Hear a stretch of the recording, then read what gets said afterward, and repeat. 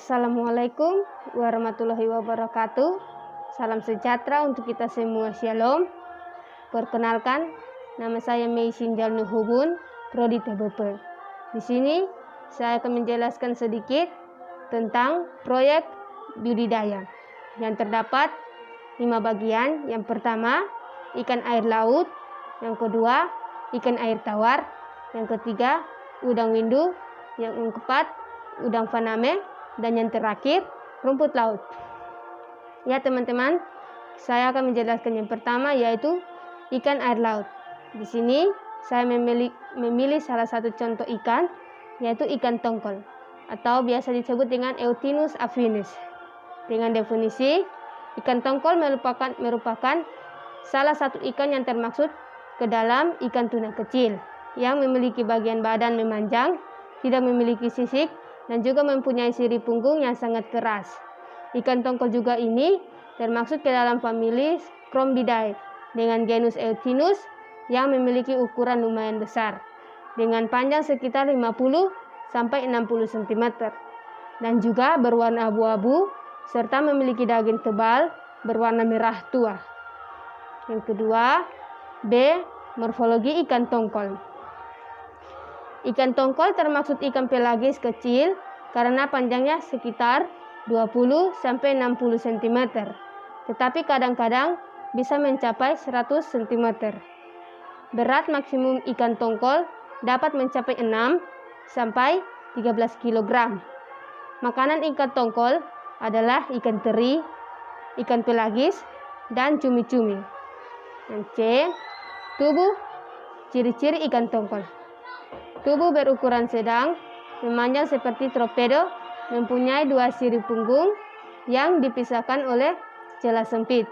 Sirip punggung pertama diikuti oleh celah sempit, sirip punggung kedua diikuti oleh 8 sampai 10 sirip tambahan.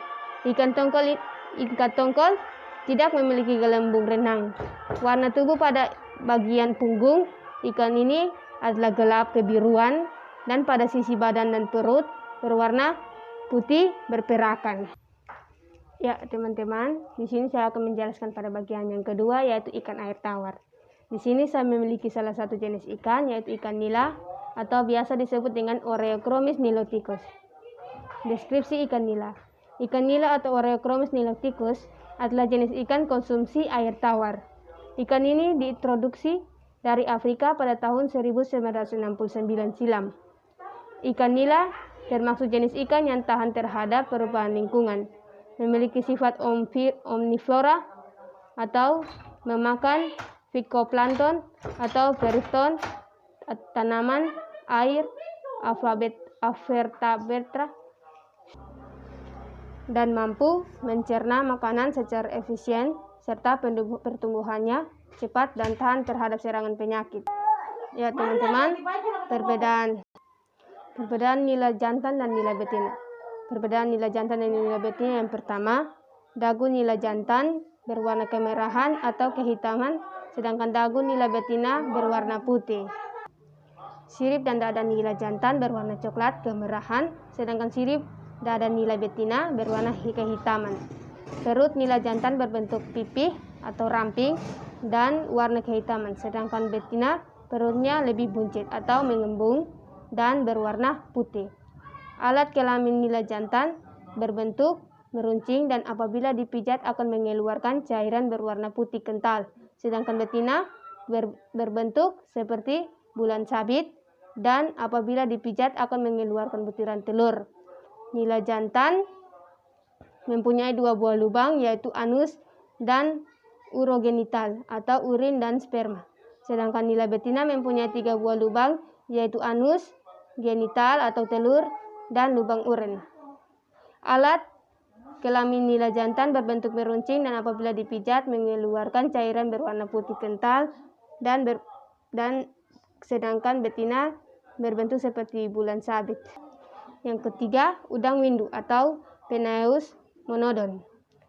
Udang windu atau Penaeus monodon atau biasa disebut dengan pacet memiliki kulit yang tebal dan keras, berwarna hijau kebiruan dengan garis melintang yang lebih gelap.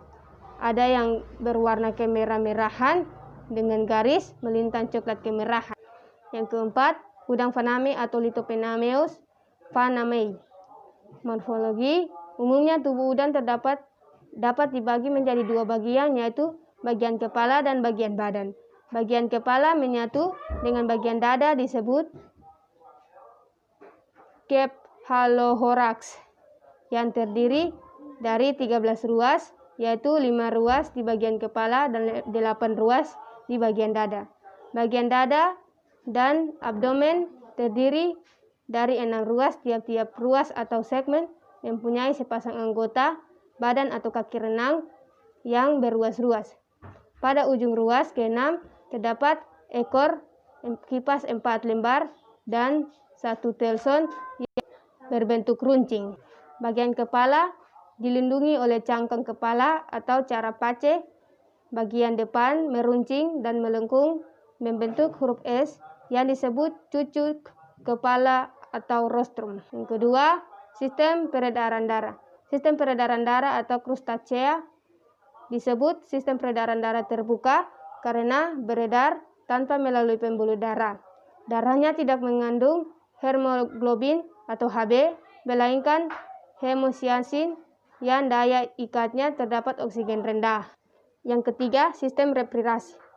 Hewan-hewan Crustacea bernapas dengan insang yang melekat pada anggota tubuhnya.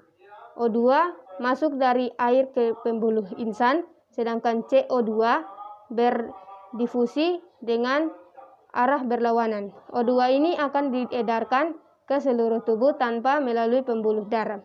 Yang keempat, sistem syaraf.